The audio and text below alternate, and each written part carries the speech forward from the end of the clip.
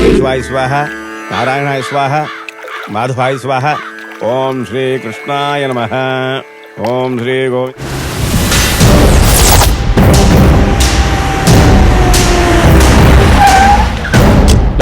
മര്യാദയ്ക്ക് അവൻ ഇവിടെ ഞാനൊന്ന് വിളിച്ചോ. ഓം നാരായണായ സ്വാഹ. ഹലോ, എടാ അവിടെ എന്തായി? അമ്മാവാ, മുത്തശ്ശന്റെ കർമ്മങ്ങളൊക്കെ ചെയ്തുകൊണ്ടിരിക്കുക ഇവിടെ. ഇത് കഴിഞ്ഞിട്ട് ഞങ്ങൾ നേരെ അമ്പലത്തിലേക്ക് വരും. അവരെവിടെ പോയി കിടക്കുക? നീ അവിടെ പെട്ടെന്ന് തീർത്തില്ലെങ്കിൽ ഇമാരെല്ലാം കൂടെ എന്റെ പണി തീർക്കും. എന്താ കാര്യം പറ. അവൻ വരുന്നുണ്ട്, പിന്നെ സംസാരിക്കാം. ഈ അമ്പലന്നല്ലേ പറഞ്ഞേ?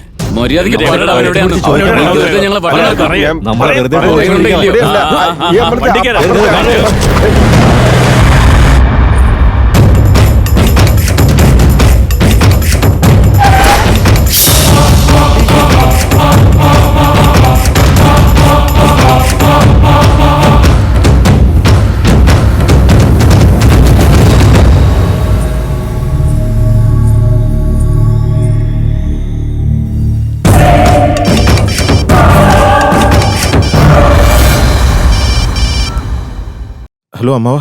എടാ തീർന്നോ ഇല്ലയോ? അമ്മാവനൊന്നും പേടിക്കണ്ട, 5 മിനിറ്റിനുള്ളിൽ കല്യാണം നടന്നിരിക്കും. മോനെ, നീ എന്താ ഞങ്ങളെ കളിയാക്കുക? മര്യാദക്ക് എവിടെയുള്ളെന്ന് പറഞ്ഞില്ലെങ്കിൽ കൊന്നുകളെ ഞാൻ നിന്നെ.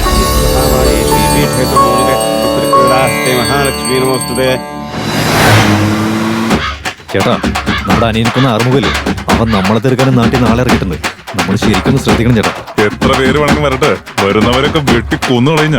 അതെ ഡോക്ടറെ, ഇവിടുന്ന് രക്ഷപ്പെടാനുള്ള വഴി ആ ബ്രില്യന്റ് തല വെച്ചിട്ടൊന്ന് ആലോചിച്ച് കണ്ടുപിടിക്കേ.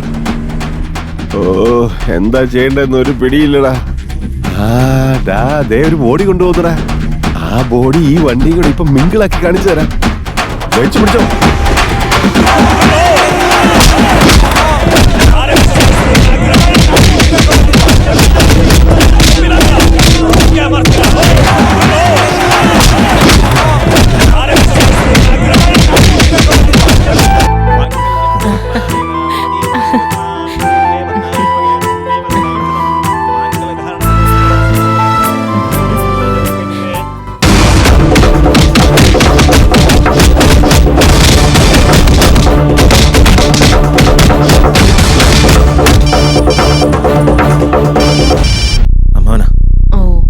ഹലോ.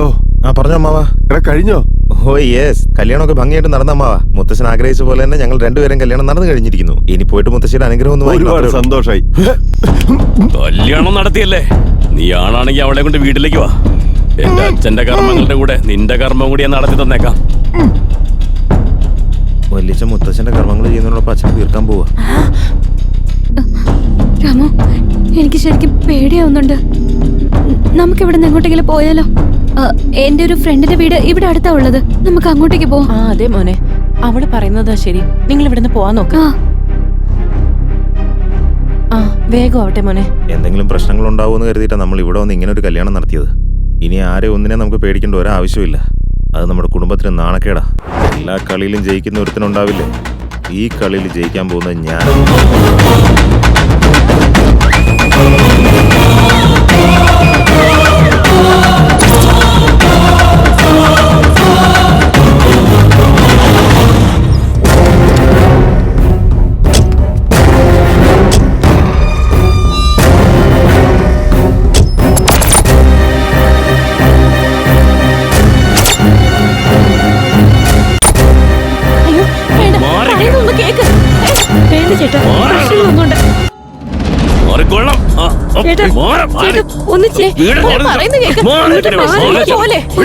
കഴുത്തിൽ വല്ലവരുടെയും താലിയും കെട്ടി എന്റെ മുന്നിൽ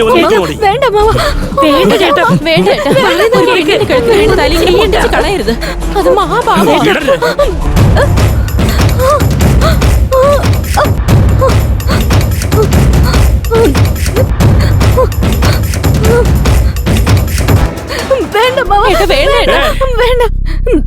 അവന്റെ കുടുംബമായിട്ട് ഒരു ബന്ധവും വേണ്ടെന്ന് വെച്ച് സ്ഥിതിക്ക് ഈ താലി മാത്രമായിട്ട് എന്തിനാ? നിർത്തടാ. താലിയുടെ മഹത്വം എന്താണെന്ന് അറിയോ നിനക്ക്? അവളുടെ കഴുത്തി കിടക്കുന്ന താലിയേക്കാൾ എനിക്ക് എന്റെ പെങ്ങ കൊടുത്ത വാക്കാ പ്രധാനമേ. ആ വാക്കിനേക്കാളൊക്കെ ഞാൻ എന്റെ ഭർത്താവിന് കൊടുത്ത വാക്കാണ് പ്രധാനം. നന്ദിനിയും രാംദാസുമാണ് ഒരുമിക്കേണ്ടത്. ഈ രണ്ടു കുടുംബങ്ങളും തമ്മിൽ ഒന്നിക്കണമെന്ന് തന്നെയായിരുന്നു നിന്റെ അച്ഛന്റെ ആഗ്രഹം. അതിനു വേണ്ടിയാ അവരെ രണ്ടുപേരെയും ഒരുമിച്ചിരുത്തി ആ ഒരു ഫോട്ടോ എടുത്ത് അതിൽ നോക്കി ഇത്ര നാളും സന്തോഷത്തോടെ ഇരുന്നത്. അദ്ദേഹം കോമ സ്റ്റേജിലാവുന്നതിന് മുൻപ് ഹോസ്പിറ്റലിൽ നിന്ന് എന്നെ ഫോൺ വിളിച്ച് നന്ദിനിയെ കൂട്ടിക്കൊണ്ടുവാ, നിങ്ങളോട് രണ്ടുപേരോട് എനിക്കൊരു പ്രധാനപ്പെട്ട കാര്യം പറയാനുണ്ടെന്ന് പറഞ്ഞു. അതിനു മുമ്പ് ഇങ്ങനെയൊക്കെ സംഭവിച്ചു പോയി. നോക്കുമോനെ, നമ്മളെല്ലാവരും ഒരുമിച്ച് അദ്ദേഹത്തിന്റെ അവസാനത്തെ ആഗ്രഹം നിറവേറ്റി കൊടുക്കാം. ഇവരുടെ രണ്ടുപേരുടെയും കല്യാണം നടത്തി രണ്ട് കുടുംബവും തമ്മിൽ ഒന്നിക്കണമെന്ന് ഞാൻ ഇവരോട് ആഗ്രഹിച്ചതമ്മേ. എന്നാ ഇവരുടെയൊക്കെ യഥാർത്ഥ സ്വഭാവം മനസ്സിലായതിനു ശേഷം ഇവർക്ക് അതിനുള്ള അർഹതയുണ്ടെന്ന് തോന്നില്ലമ്മേ. നന്ദിനി രാമദാസിനെ ജീവന് തുല്യം സ്നേഹിക്കുന്നുണ്ട്. അവൻ ഇവരുടെ പേരും പറഞ്ഞ് പല നാടകവും കളിക്കും, ഇനിയും പലതും പറഞ്ഞ് പറ്റിക്കുകയും ചെയ്യും. ഇനി അത് വേണ്ട, വേണ്ടമ്മേ. ഞാൻ ഇത്രയൊക്കെ പറഞ്ഞിട്ട് നീ എന്റെ വാക്ക് കേൾക്കുന്നില്ലെങ്കിൽ നീ എന്താന്ന് വെച്ചാ ചെയ്തോ. ഓ, നമ്മുടെ കുടുംബമായിട്ടൊരു ബന്ധം വയ്ക്കാൻ ഇവർക്ക് എന്ത് യോഗ്യതയുള്ളതെന്ന് പറയൂ. അങ്ങനെ ഒരു യോഗ്യത ഉണ്ടായിരുന്നെങ്കിൽ ഞാൻ തന്നെ മുന്നിൽ നിന്ന് കല്യാണം നടത്തി കൊടുത്തേനെ. ഇവരെന്താ ചെയ്തതെന്ന് അമ്മ കണ്ടതല്ലേ. അമ്മേ, എന്തൊക്കെയായാലും നന്ദിനിയുടെ കഴുത്തില് നമ്മുടെ കുടുംബത്തിലെ ഒരു താലി കെട്ടിയാ മതി.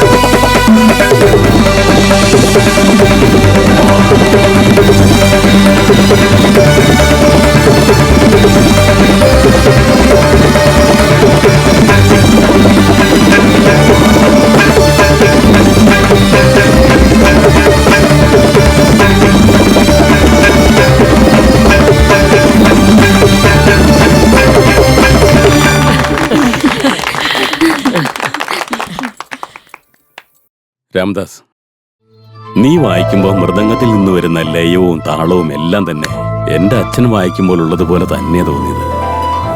ഒരുപാട് സന്തോഷായി. ഇത് മാത്രം മതി നീ ഞങ്ങളുടെ രക്തമാണെന്ന് മനസ്സിലാക്കാൻ.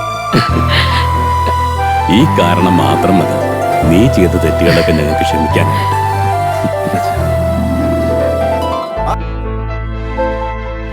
അവസാനം നമ്മുടെ പരമ്പരയിലെ ആള് തന്നെയാ നന്ദിനിയുടെ കഴുത്തില് താലി കെട്ടിയിരിക്കുന്നതല്ലേ ശിവദാസ്? ഒരു സംശയം.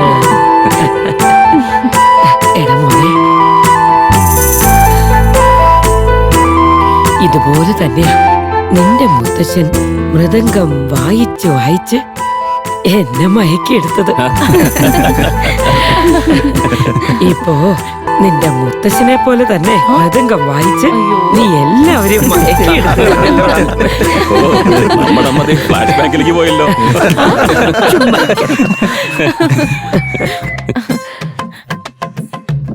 എന്തായാലും എല്ലാം മംഗളായിട്ട് അവസാനിച്ചു അല്ലേ അമ്മേ? ആ, സമയം കളയണ്ട. നമുക്ക് എല്ലാവർക്കും ചേർന്ന് തന്നെ അച്ഛന്റെ കർമ്മങ്ങളൊക്കെ നടത്തേക്കാം. എന്താ? വാ മോനെ, വാ, വാ. വാ മോളെ.